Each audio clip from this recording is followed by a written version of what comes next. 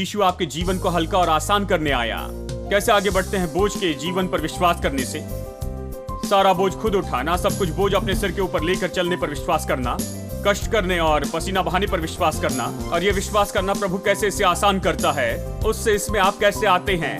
मैं बताऊं उसमें से इसमें कैसे आते हैं। आप आते हैं मनन के द्वारा।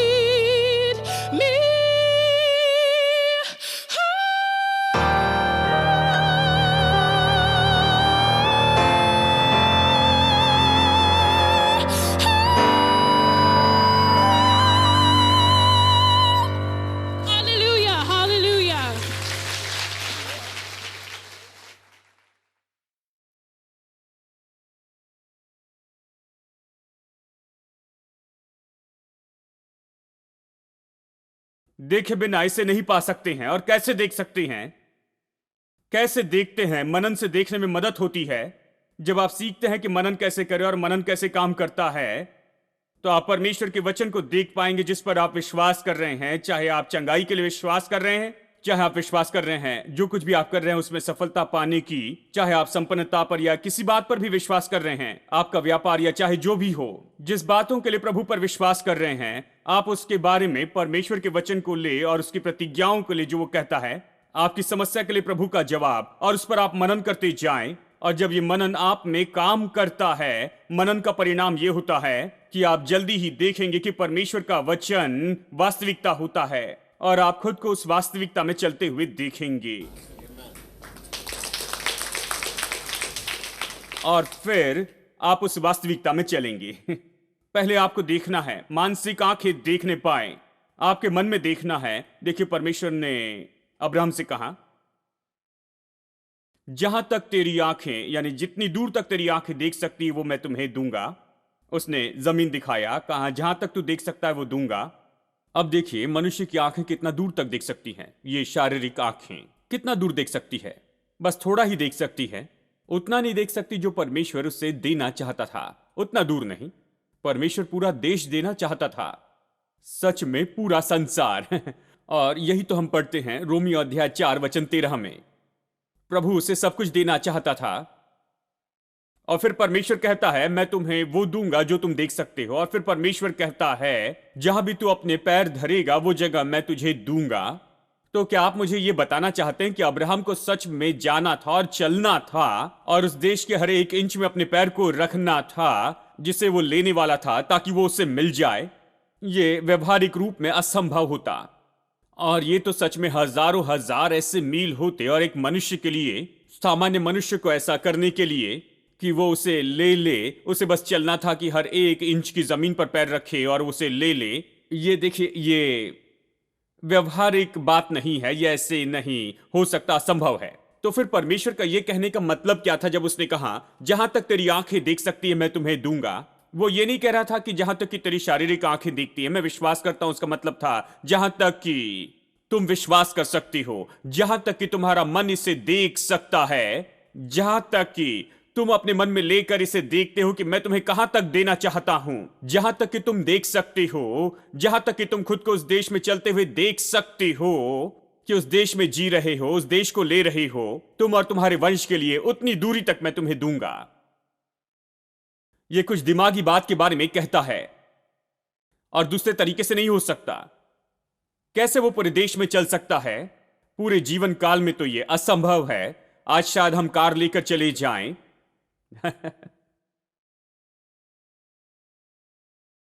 उन दिनों में यह असंभव था। कैसे पूरे देश में चल सकता था? पूरे देश में दिमागी रूप में चल सकता था, दिमागी रूप में पूरे देश में चल सकता था, दिमागी रूप में पूरे संसार को चक्कर लगा सकता था। कितने लोग सोचते हैं कि दिमागी रूप में आप पूरे संसार का चक्कर काट कर आ सकती हैं? बस दिमागी रूप में, दिमागी रूप में, दिमाग से आप देखते हैं कि आप इन चीजों को लेते हैं जो परमेश्वर ने दिया है। देखिए, यह कहता है ये मन, और इस पर कैसे सोचते हैं। परमेश्वर कहता है अब्राहम तुम देख सकते हो। उसने आसमान के तारे दिखाए और कहा तेरा वंश ऐसा ही होगा। वो क्या कह रहा है? वो कह रहा है अगणित होंगे, गिन नहीं सकेंगे, तारे ऐसे ही होते हैं और तुम्हारा वंश ऐसा ही होगा।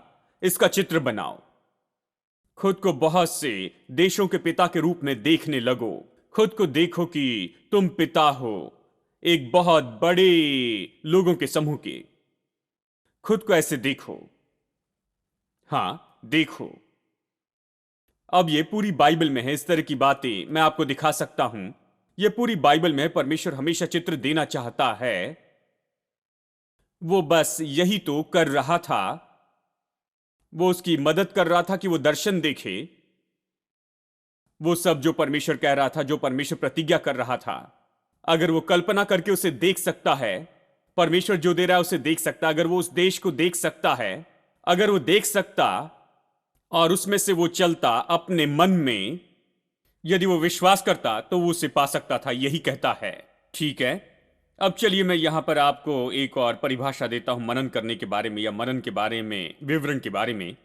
मनन करना ये तो आत्मिक क्रिया होती है जो आत्मिक अनुभव को उत्पन्न करती है कि आपके विश्वास करने वाले सिस्टम को बदल दे तेजी से बढ़ने वाले रूप में, कि आपके विश्वास के सिस्टम को बदल दे बहुत तेजी से बढ़ने वाले रूप में। हम सबका विश्वास का सिस्टम है, ठीक है? हमने ये सिस्टम स्थापित किया। कुछ बातों के लिए कहते नहीं मैं नहीं कर सकता, मुझे नहीं लगता ये मेरे लिए संभव है। हम में ये विश्वास का सिस्टम है जो पहले से स्थापित है। हां, लेकिन उस विश्वास के सिस्टम को बदलने के लिए कि आप कहें हां परमेश्वर जो कहता मैं कर सकता हूं, मैं कर सकता हूं।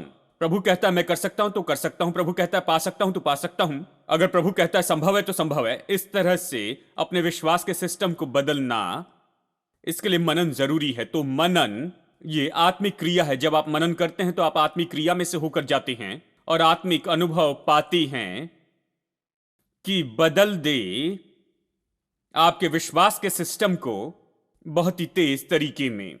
यह अनुभव, आत्मिक अनुभव दिया जाता है कि आपके विश्वास के सिस्टम को और भी तेज रफ्तार से बढ़ाते चले जाए। बाद में मैं आपको बताऊंगा कि लोगों के जीवन में यह सच में हुआ है। परमेश्वर ने उन्हें बहुत से आत्मिक अनुभव भी दिए हैं जहां उनका विश्वास का सिस्टम बहुत ही जल्दी से बदल गया कि वो आनंद उठा सके उसका जो प्रभु उनके जीवन में करना चाहता था, कि वो प्रभु की आशीष को पा सके। ऐसे बाइबल में बहुत से सच्चे उदाहरण दिए हैं। ठीक है, तीसरी बात, मनन हमारे मन को बदल देता है ताकि हमारे निर्णय बाइबल की सच्चाई के ऊपर में आधारित हो और पहले की विचारधाराओं पर आधारित ना हो। ठीक है, हम निर्णय लेते हैं जो हम सोचते हैं कि ये सही है उसी के आधार पर, और पहले से हमारी जो विचार है वो कई बार गलत होते हैं। मनन तो बस यही तो करता है, ये हमारे मन को, हमारे सोच को इतना बदल देता है कि अब हमारे निर्णय बिल्कुल अलग तरह से लिए जाते हैं और पहले पहले जैसे विचारों से नहीं, हमारे निर्णय लिए जाते हैं बाइबल की सच्चाई के आधार पर जो बाइबल कहती है। ठीक है, अब चलिए देखते हैं कैसे मनन करें, मनन कैसे काम करता है। देखिए भजन 77 वचन 6, मैं रात के समय अपने गीतों को स्मरण करता और अपने मन में ध्यान करता हूं और मन में भली भांति विचार करता हूं। हां, अद्भुत व्यक्ति है। वो कहता है मैं रात के समय अपने गीतों को स्मरण करता हूं। दूसरे शब्दों में वो कहता है मैं रात को अपने गीतों को चुनता हूं और उसे कहने या गाने लगता हूं। उसने क्या लिखा है? वो कहता है परमेश्वर भला है और उसकी करुणा सदा की है। जवान सिंह को कमी घटी हो सकती, वो भूखे रह जाएंगे, लेकिन जो परमेश्वर को खोजते हैं वो कभी कमी में नहीं होगी। तो उसने बहुत सी अद्भुत चीजें लिखी, यानी इसी तरह से जैसे यहोवा मेरा चरवाहा है, मुझे कोई घटी ना होगी, और वो सारी बातें। यह ऐसा नहीं कि उसने लिखा और किताब जैसे पब्लिश कर दी, वो इससे लेता है और वो आत्मा की प्रेरणा के द्वारा लिखे गए वचन हैं। प्रभु ने उसे ये वचन दिए हैं। तो रात के समय जब वो अपने बिस्तर पर लेटा होता है, वो उन वचनों को याद करता है। मैं सोचता हूं कि वो अपने बिस्तर पर बस लेटा होता है। कुछ लोग कहते हैं खैर भाई, मैं बिस्तर पर लेटा 1 घंटे तक, मुझे पता नहीं था कि क्या करूं, अब जान गए क्या करना है। अगर नींद नहीं आ रही है तो बस यही करना है, अपना मुंह खोले और कहें कि परमेश्वर मेरा चरवाहा है, मुझे घटी नहीं होगी। परमेश्वर भला है और उसकी करुणा सदा बनी रहती है। हां, हे मेरे मन यहोवा को धन्य कहे और जो कुछ तुझ में उसके पवित्र नाम को धन्य कहे। परमेश्वर के वचन को कहते रहे। वो कहता है मैं यही तो करता हूं। वो कहता है मैं अपने दिल से बातें करता हूं। कहता है मैं अपने दिल से बातें करता हूं, अपने दिल से मैं बातचीत करता हूं। यह कैसे लगेगा? जब कोई देख रहा है तब ऐसे मत कीजिए नहीं तो आपको बहुत कुछ बताना पड़ेगा। लेकिन तब जब आप अपने बिस्तर पर होते हैं और कोई आपको नहीं देखता, तो इसे कीजिए। आप अपने आप से बातें करते जाइए, खुद से बातें करते रहिए। भजनकार अपने आप से बातें करने में बहुत ही अच्छा था। मेरे पास समय नहीं कि इन सारी बातों को देखे, लेकिन वो कहता है हे मेरे मन, तो अपने अंदर ही अंदर क्यों व्याकुल है? प्रभु में आनंदित हो जा और खुश हो जा। वो अपने दिल से कहता है, वो खुद से कहता है, किसी और से नहीं कहता है। वो खुद से कहता है कि तू आनंदित हो जा। तू क्यों व्याकुल है? तू क्यों इतना शांत हो गया? तू क्यों इतना नीचे है? तू इतना क्यों व्याकुल हो गया है? तो इतना नीचे क्यों चला गया? इतना नीचे मत रहना। प्रभु में आनंदित हो जा और खुश हो जा, और प्रभु ने जो तेरे लिए अच्छे काम किए उन बातों को स्मरण कर। वो अपने दिल से बातें करता है। मनन तो इसी के बारे में होता है। वो बातचीत करता है अपने ही दिल से। ये तो अपने मुंह से परमेश्वर के वचन को कहना है अपने आप से। बुदबुदाना ये एक शब्द है, मनन के लिए बताने के लिए उपयोग हुआ है। बुदबुदाना यानी बस वही कहना जो परमेश्वर ने कहा है। आप उसे लेकर कहते हैं, परमेश्वर की प्रतिज्ञाओं को लेते हैं और उन्हें कहने लगते हैं। यीशु मेरा चंगाई दाता है। वो मेरे अन्न और जल पर आशीष देता है, मुझ में से बीमारी को दूर करता है। हेलो, क्या आप समझ रहे हैं? इसी तरह से चाहे आपकी जो भी परिस्थिति हो, अगर आप बीमार में हैं तो आप इन वचनों को लीजिए और उसे कहते जाएं। अगर आपको दूसरी सारी समस्या है तो फिर तो आपको वो लेना चाहिए जो वो जवाब जो परमेश्वर अपने वचन में देता है, आपको उसे लेकर उसे कहते चले जाना है। उन्हें आप कहते चले जाएं, दिन को, रात को, कभी भी, जब भी आपको कोई मौका मिलता है, गाड़ी चलाते हुए, खाते हुए, आप इसे कह सकते हैं। इसे कहते जाएं, इसे कहते जाएं। ये बुदबुदाना है। और फिर वो कहता है और मन में भली भांति विचार करता हूं। हां, कि मैं खोज कर रहा हूं, मतलब मैं अपनी आत्मा में खोज कर रहा हूं। दूसरे शब्दों में वो कहता है मैं तो ढूंढने की कोशिश कर रहा हूं कि क्या ये सच्चाई है, ये परमेश्वर की सच्चाई है। जानते हैं, मनन के समय कई बार आपको किताबों में जाकर देखना पड़ता है, जाकर कुछ अर्थ ढूंढने पड़ते हैं।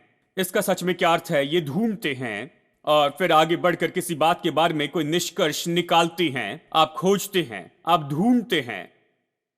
ये मनन का भाग है। आप क्या कर रहे हैं? आप सच्चाई जानना चाहते हैं, आप सच्चाई को पकड़ना चाहते हैं, आप मुद्दे को चूकना नहीं चाहते हैं, आप महान सच्चाई को चूकना नहीं चाहते। तो आप रिसर्च करते हैं, आप देखते हैं, अध्ययन करते हैं। दूसरे शब्दों में ये मनन का भाग है। एक और शब्द जो उपयोग हुआ है सोचना, यानी विचार करना। ठीक है, चलिए एक और वचन देखिए। अध्याय 143, भजन संहिता 143, वचन 5। मुझे प्राचीन काल के दिन स्मरण आते हैं। मैं तेरे सब अद्भुत कामों पर ध्यान करता हूं और तेरे कामों को सोचता हूं। अब हमने शब्द देखे, बुदबुदाना या अध्ययन करना, खोज करना और सोचना। ये शब्द देखा, ये सब मनन से जुड़े हैं। मनन की जो क्रिया है इन शब्दों में बताई जा सकती है। ये एक नया शब्द है, मैं सोचता हूं। वो कहता है मैं तेरे कामों को सोचता हूं। ये बहुत ही दिलचस्प शब्द है। ये जो शब्द है मैं सोचता हूं, इसका मतलब क्या है? मैं सोचता हूं कि मनन के बारे में ये शब्द और भी ज्यादा प्रकट करेगा। ये शब्द सोचना इस तरह से है जैसे कि जो गाय जुगाली करती है। जानते हैं जानवर कैसे खाते हैं? वो पहले खाते हैं, यानी एक तरह से निगल जाते हैं। सोचता हूं उनका बहुत अच्छा सिस्टम होता है। यह हमारे लिए काम करेगा, लेकिन वैसे काम नहीं करेगा क्योंकि हम ऐसे नहीं बने हैं। कुछ लोगों को यह सिस्टम चाहिए कि हम बस कुछ निगल ले और फिर वापस आकर बाद में चबा ले क्योंकि समय नहीं है।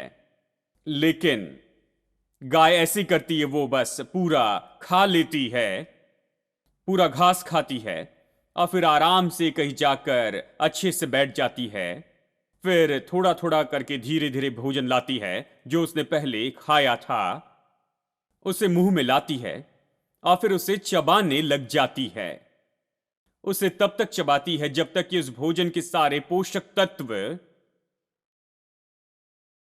अब वो जो है उस गाय का पोषण होता है, उससे वो सब कुछ ले लेती है। जब ये भोजन उस गाय में, यानी ये भोजन उस गाय में जाता है, और ये गाय और ये भोजन दो अलग अलग चीजें थे।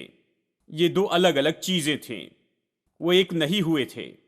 लेकिन अब वो उसे बार बार लेकर आती है और चबाती और चबाती और चबाती है। और जैसे ये क्रिया आगे बढ़ती है तो सारे पोषक तत्व उस भोजन से निकाले जाते हैं और वो उस गाय में चली जाती हैं और उसके साथ में एक हो जाती हैं कि बहुत ही जल्दी वो भोजन और वो एक हो जाती हैं। हेलो वो गाय और घास एक हो जाते हैं, पहले जैसे दो नहीं रहते, वो दो अलग नहीं रहते हैं। अब देखिए, गाय, वो भोजन उसका भाग हो गया है, ये उसके चबाने से अब एक हो चुके हैं। जब मैं ये कहता हूं उसका भाग, तो ये कहना है, इसका मतलब उसने उसके सारे न्यूट्रिशन ले लिए हैं, सारे पोषण तत्व ले लिए, ये उसके लिए लाभदायी है, ये उसके लिए अभी पोषण हो गया है। और इस तरह से भोजन जो है, ये घास है, उसका एक भाग हो गया है। सोचता हूं प्रभु वचन इसी तरह से काम करता है। आप चर्च में आते हैं, प्रभु वचन सुनते हैं, अभी जल्दबाजी में हम होते हैं, पहले 4 मिनट देर हो चुकी है, कोई उस घड़ी को रोक दीजिए मैं संदेश खत्म करूंगा। लेकिन बात तो यह है, मैं हमेशा समय के बारे में कहता हूं, ये हमेशा समय समय समय जल्दी में प्रचार करते हैं। निश्चय हम सच्चाई का, परमेश्वर के वचन की सच्चाई का प्रचार करते हैं। आप सब सुनते हैं, अच्छा है कि हम इसे सुनते हैं, लेकिन इसके साथ में हम क्या करते हैं? बहुत से लोग कुछ भी नहीं करते हैं, वो बस सुनते हैं, निगल लेते हैं, चले जाते हैं, बस इतना ही करते हैं। लेकिन सच्चाई और वो कभी एक नहीं होते हैं। वो सच्चाई को पचाते नहीं हैं, वो कभी उन लाभों को नहीं लेते हैं जो वहां सच्चाई में होते हैं, वो कभी इन सारी चीजों को नहीं लेते हैं और वो उन सारी पोषण तत्वों को जो वहां पर उपलब्ध है, उनकी आत्मा को बल देने के लिए, उनके प्राण और उनके शरीर को, वो कभी इसे नहीं लेते, क्योंकि वो उसमें से कभी ऐसे नहीं लेते, उस पर वो मनन नहीं करते। देखिए, शारीरिक रूप में हम उस तरह से काम नहीं कर सकते हैं, लेकिन आत्मिक रूप में तो हम काम कर सकते हैं। हम आकर सुनते हैं, प्रभु वचन पढ़ते हैं, हम इन वचनों को लिख लेते हैं, इसके विवरण को लिख लेते हैं, सब कुछ लिख लेते हैं, लेकिन फिर हमें जाकर इसे फिर से देखना होगा और फिर से और फिर से और फिर से बार बार इसे कहना होगा, इसे बोलना होगा, इस पर सोचना होगा, इस पर मनन करना होगा। और जैसे हम इसे करते हैं, जैसे मनन की ये क्रिया जो इसमें आगे बढ़ती जाती है, जैसे हम इसे बार बार करते जाते हैं, केवल तभी जो आपने सुना है वो आपका भाग हो जाएगा। देखिए, इसीलिए यहोशू और कालेब ये दो अलग लोग थे और बाकी दूसरे 10 लोग अलग थे। 12 लोग भेद लेने के लिए गए, 10 ने बुरी खबर दी, ठीक है। 2 के बारे में क्या, वो इतने अलग क्यों थे? उन्होंने क्या कहा? उन्होंने कहा, हम अभी जाकर उसे ले लेते हैं, क्योंकि हम अभी जाकर उसे लेने के योग्य है। कहता है ये बहुत ही आसान है, ये बहुत ही विख्यात शब्द हो गया है। सब लोग कहिए हल्का और आसान। तो ये लोग हल्के और आसान के बारे में कह रहे थे। ये 12 में से ये बहुत ही हल्का है, ये बहुत ही आसान है, हम आसानी से जीत जाएंगे, वो कहते हैं। लेकिन बाकी 10 कह रहे थे तुम पागल हो गए हो, क्या तुमने दानवों को देखा, शहर पनाह को तुमने देखा? लेकिन ये 2 अलग कह रहे थे। इन दोनों को क्या हो गया था, मैं आपको बताऊं इन दोनों का क्या हुआ। उन्होंने सोचा जो परमेश्वर ने कहा था, प्रभु ने कहा मैंने तुम्हें ये देश दे दिया है, ये देश तो तुम्हारा है। और शायद जब पहली बार सुना तो शायद वो इसे नहीं समझ पाए। उन्होंने कहा मेरे प्रभु देखो, वहां पर वॉचमैन अभी भी बैठा हुआ है, फाटक पर पहरा दे रहा है, वहां पर रथ है, राजा अभी भी राज्य कर रहा है, प्रभु कैसे कहता है ये मेरा है? लेकिन प्रभु ने कहा तो उन्होंने जाकर उसके ऊपर मनन किया, उन्होंने इस पर विचार किया, वो इस पर कहते चले गए, उसने इस पर खोज की, उन्होंने इसमें देखा और उन्होंने पाया कि अगर परमेश्वर ने कहा ये उनका है तो उनका है, ये तो हो गया जैसे ही है, ये तो उन्हीं का है। और जैसे वो इसके ऊपर में मनन करते चले गए, जितना ज्यादा वो इसके ऊपर मनन करते चले गए, यहोशू और कालेब इस वचन पर मनन करते चले गए कि ये तुम्हारा है, मैंने ये देश तुम्हें दे दिया है, और वो इस पर मनन करते रहे। फिर एक दिन उठकर उन्होंने ये कहा ये बहुत ही आसान है, चलो चलकर ले लेते हैं। कैसे वो आगे बढ़े, बहुत ही मुश्किल, असंभव है इन सारी बात से बढ़कर बहुत आसान में।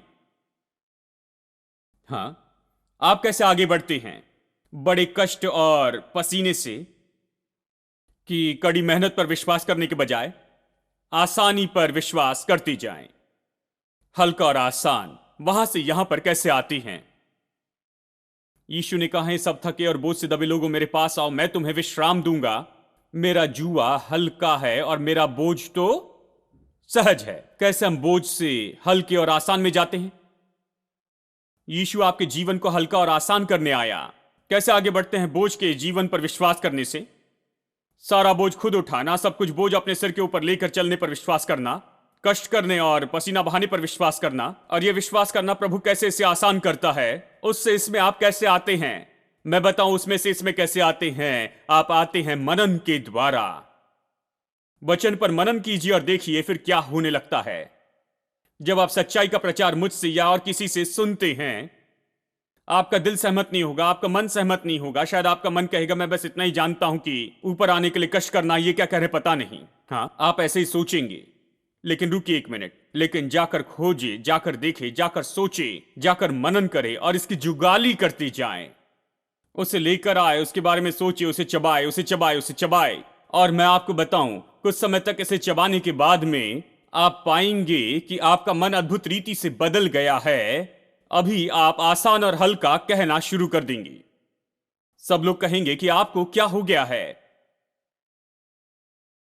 मैंने सोचा आप कहेंगे ये मुश्किल है, लेकिन अब कह रहे हो ये बहुत आसान है, क्योंकि आप यहां से आगे बढ़कर गए हैं। ये कहने के बजाय कि ये बहुत ही मुश्किल है, मैं इसे नहीं कर सकता हूं, आसान और हल्के में गए केवल मनन करने के द्वारा। इसी तरह आप उससे इसमें आ जाती हैं। मैं विश्वास करता हूं कि सभी को इस जगह से इस जगह में आना है मनन के द्वारा। आप प्रभु वचन पर मनन कीजिए, प्रभु के वचन को आप अपने मुंह में, अपने दिल में रखे, उसे कहते चले जाए, इसके बारे में सोचते चले जाए और इसे चबाते चले जाए, इसे अपने जीवन में जगह देते चले जाए। मैं आपको बताऊं, जल्दी ही आसान और हल्के पर विश्वास करना आसान और हल्का होगा। आमेन। He's Master, Savior, coming King. He's good to me. Creator of everything. He's good to me. And when I'm down, feeling low, there is somewhere I know I can go. He's good, he's good, he's good all the time. He healed my body and he healed my mind. No better friend you will ever find. He's good to me. He's good, he's good, he's good all the time. He healed my body and he healed my mind. No better friend you will ever find. He's good to me. Oh, he's good, he's good, he's good all the time. He healed my body and he healed my mind. No better friend you will ever find. He's good to me. He's good, he's good, he's good all the time. He healed my body and he healed my mind. No better friend you will ever find. He's good to